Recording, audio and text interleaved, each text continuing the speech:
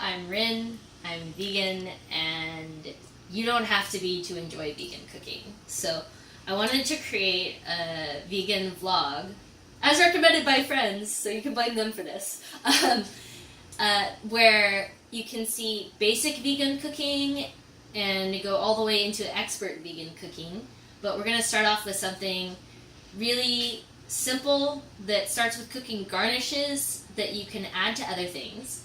But today we're going to make garnishes that can be made with our Beyond Meat burgers. I had to go on a search for these, to be honest. So right now I've only found them at Ralph's in the refrigerated section, meat section, for a decent price, that is.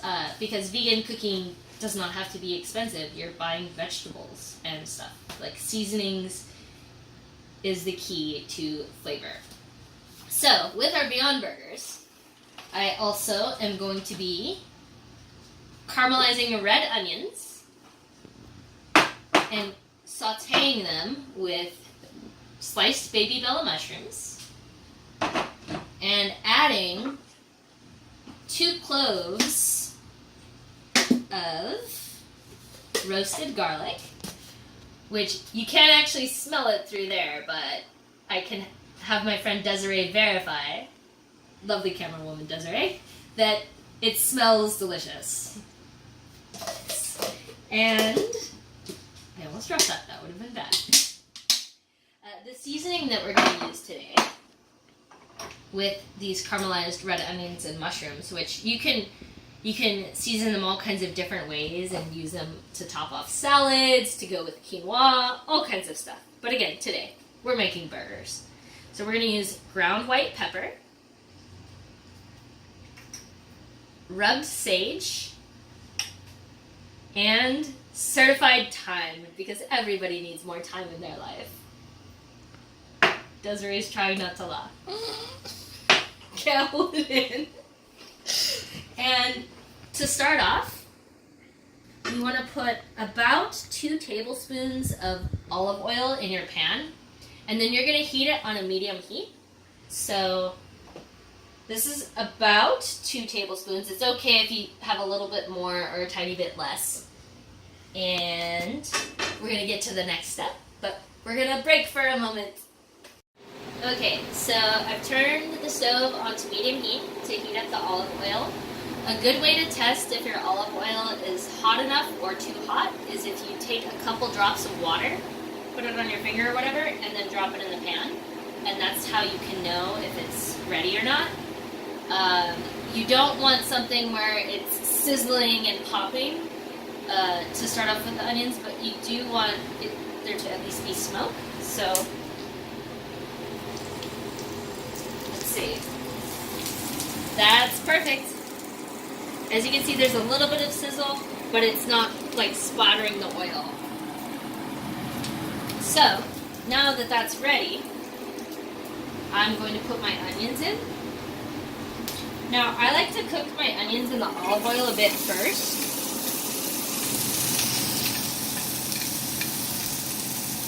And as you can see, they're a bit finely chopped. The trick to cooking is having things be approximately either the same size or chopped so that they cook more evenly. Because if you have large chunks of something and you have like small bits of onion, it's not going to cook evenly, and your timing and cooking is just going to be way off. But right now, I'm coating it in olive oil.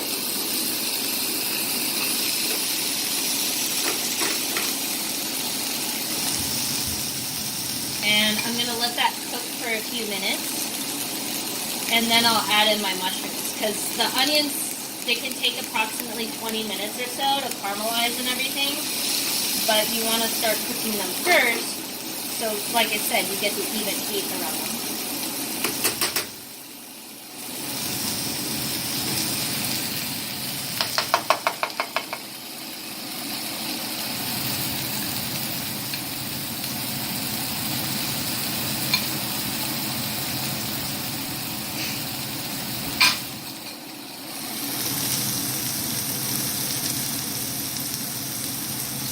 Are you ready for this, Desiree? Do you know what I'm doing right now? What are you doing? I knew it. Oh my god. Nerd. That's cool. This is how cooking with friends and cooking for friends makes me feel. Okay. Back to business though, we're going to keep it so it's evenly spread.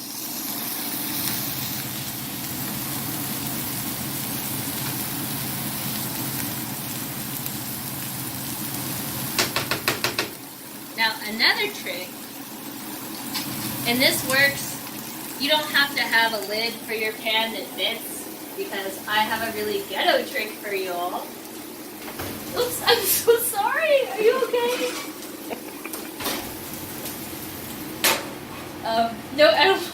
No animals were harmed during the filming of this process. I promise you, she's totally fine. Yeah, I use my baking pan as a lid.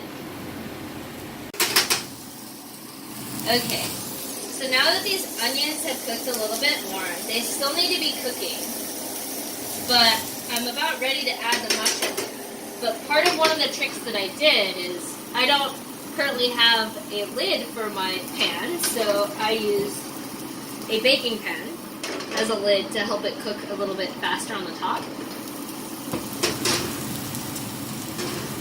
And now you can see that they're getting a little bit more translucent.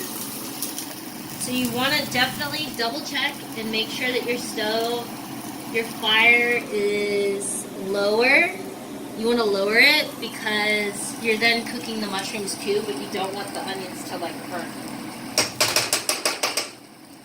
So now, I like to add a little bit of the pepper before. So, a couple sprinkles of white pepper. And then I'll add a little bit more of the pepper with the onions, and then I'll stir it all together. I mean with the mushrooms, and then I'll stir it all together.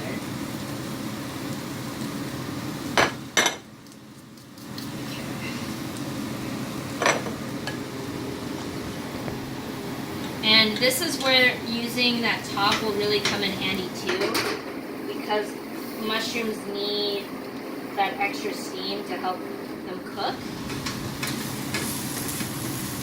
And sometimes I even add, I think with this I'll probably add in a little bit of olive oil in a tiny bit, because the mushrooms kind of need that.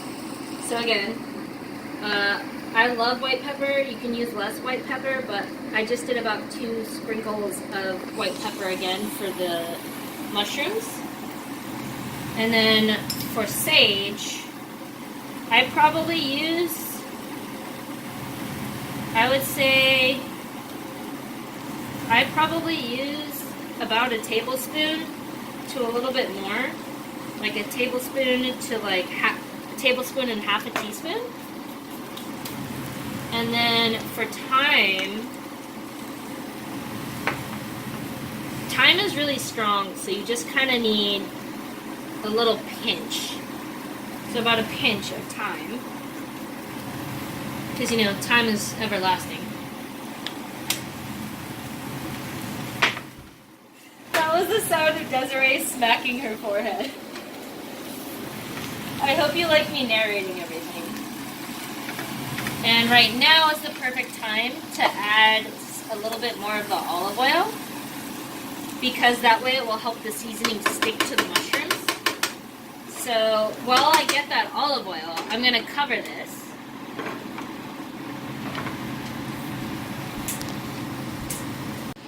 Alright. And then maybe approximately a tablespoon. Like, that's about enough, because you don't want it to be too oily, greasy, but you do want things to stick.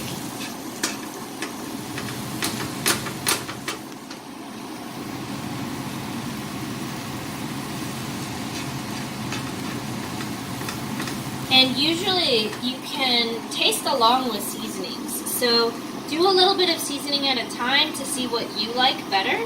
At a time. Is there a time counter now? I think there is. If you tell me how many times I said time in this episode, I will buy you a beverage if I ever see any of you in public. But only on the first episode, okay? So as you can see, this is still cooking. And again, putting the top on helps the steam to cook.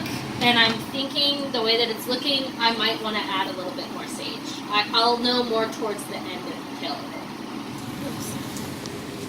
it. Also, the reason that I'm not cooking the burgers right now, and I put the burgers in the fridge before I began, because I want to, after I cook the garnish, I then want to cook the burgers in the pan. Now, if you were using buns, I'm not using buns in this particular time, but if you were using buns, then you could also absorb some of the flavors by toasting the buns in the oven pan. There was a guy back there, and I got scared. Yeah, I noticed. We're okay. Yeah. Yeah. You see the mushrooms are still cooking, so you can see here where it's not like small enough. So I bumped the heat up. I bumped the heat up a little bit because I noticed some of my mushrooms were still a bit large. And when mushrooms are cooking, you'll notice that they shrink. So you'll see and hear how some of them have shrunken down really well. Now if you're stirring this, you don't want to stir too much because it's not going to cook as well, but you also want to make sure that it doesn't burn. So stir every once in a while, cover it up, and then check again in a couple of minutes.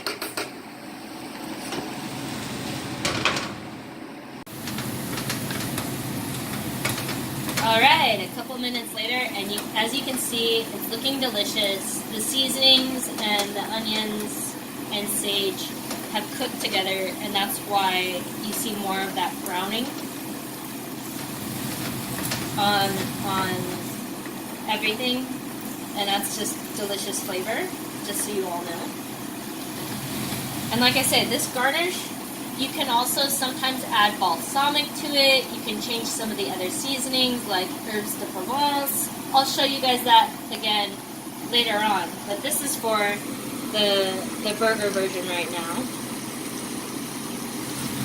And as these are almost done, I'm going to be setting them aside, and then I'll be cooking the burgers in this pan. But I also forgot that I wanted to add in some roasted garlic. So we're going to do that really quickly for a few moments. And with roasted garlic, once it's there, you can kind of just open it and squeeze it out. So your hands will smell like garlic, but garlic smells amazing, so don't complain.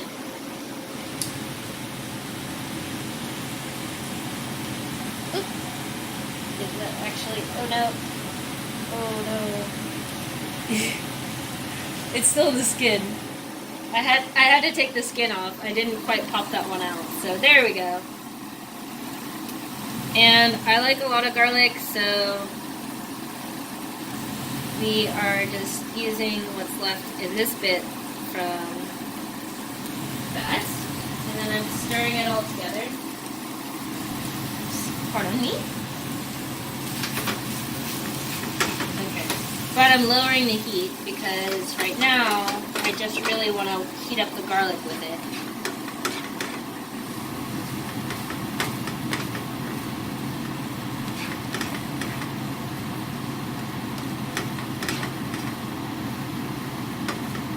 Now, for those with sensitive stomachs that can't really use garlic, another trick to help you guys is to use garlic infused oil, which is something that I'll be really excited to share with you guys later in the vlog. But I'm a major fan of roasted garlic, so for this first recipe I really wanted to use roasted garlic.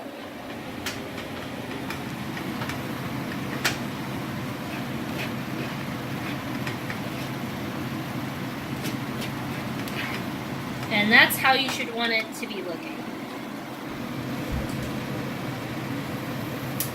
And the fire went out.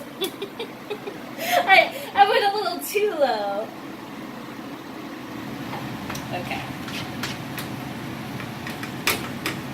So we're literally just going to put the lid on for about half a minute just to heat up this garlic, and then I'll put it in the glass container so that it'll stay hot while I'm working on the burgers.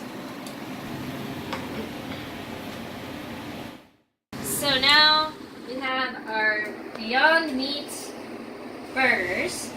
Now, the reason that they look a little red too is because they have beets. So I've read that they actually quote unquote look like they're bleeding, but they're not. It's just beets in there. These are made with pea protein. It's all plant-based protein. It's 20 grams of protein per serving. They're soy-free, gluten-free, and no GMOs. And they do feel like raw meat, which is gross to me, but this is a Beyond Meat burger patty, and we are going to make 2 of them. There's one. Oh my god, that smells delicious. And I'm gonna slide this, well, I can't exactly slide that one over, so I'm gonna wait and let that cook a little bit. But you cook them for about 3 minutes on each side, and I love to, when I'm trying to time things for like 3 minutes or whatever, I usually time them by music. So I listen to a song, or I go, okay, I know that each one of these songs is 5 minutes, so that will get my 15 minutes through. So I time my cooking by playlist.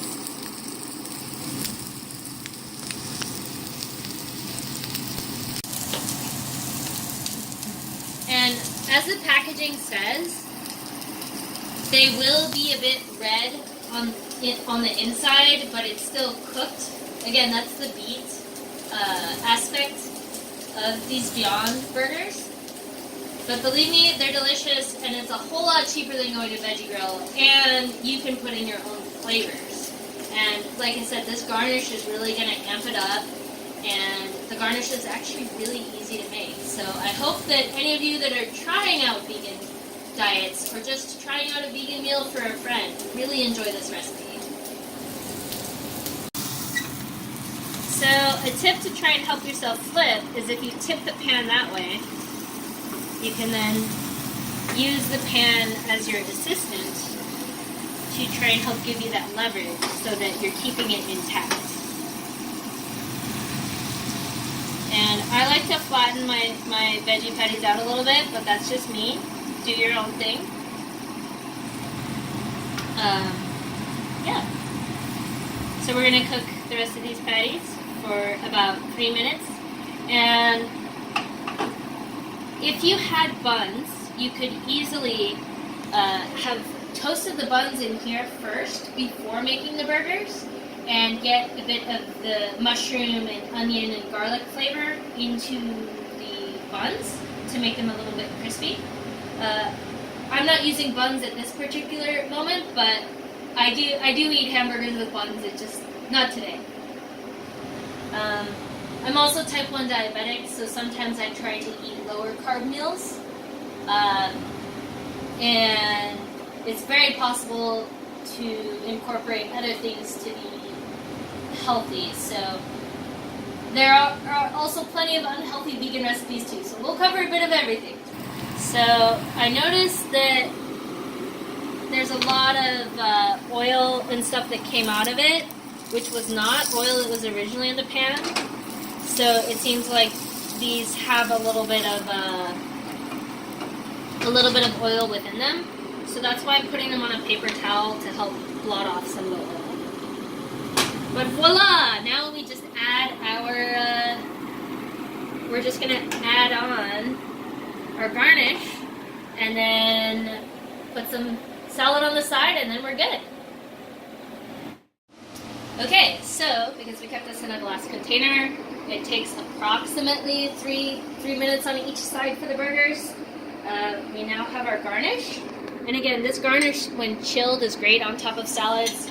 For the sake of the salad, we're going to do it pretty basic. I'll do some fresh black cracked pepper, and then I'm going to use a dressing that I really like that I find at Sprouts that has herbes de Provence. It's an herbes de Provence vinaigrette, and so this will pair really well with our seasonings and everything.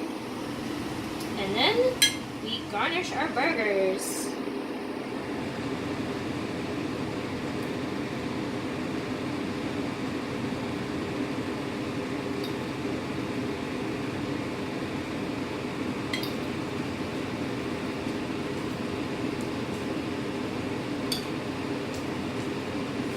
Yeah, a little extra garnish, it doesn't hurt when it's delicious.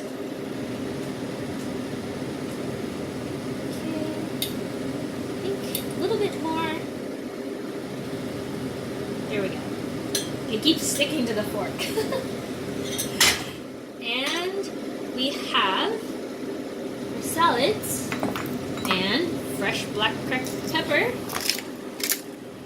A trick that I do for keeping costs down is I buy the peppercorns at Costco for about $6 for a big thing, but I use one of the crackers from Trader Joe's because I just refill it. You just open it and then refill it with the kernels. So that helps me save quite a bit on that seasoning. And voila! We have our Beyond Burgers with our garnish and our salad. And dress your salad as you like. I like mine a little heavy. I'm not sure how Desiree wants her salad, so we'll dress those separately, and then I'll put a picture up on Instagram. So you can follow me on Instagram. That's at memo_rin, RYNN. And the name of the cooking vlog is Veg on Veg. So welcome to the first episode of Veg on Veg, and I promise I'll get better at this as we go along. Thank you! Fancy. Okay, I'm nervous. I'm really excited though. So, what's the verdict? That's amazing. It tastes like meat. It's so crazy. I love the sage. Stop.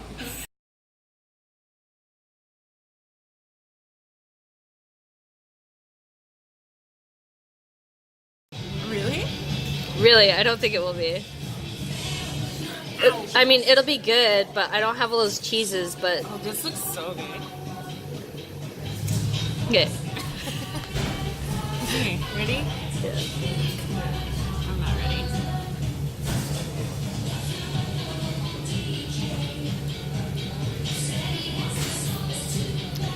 Okay, whose is better? Yours is definitely better. And, like, this one's not even cooked right. Yes!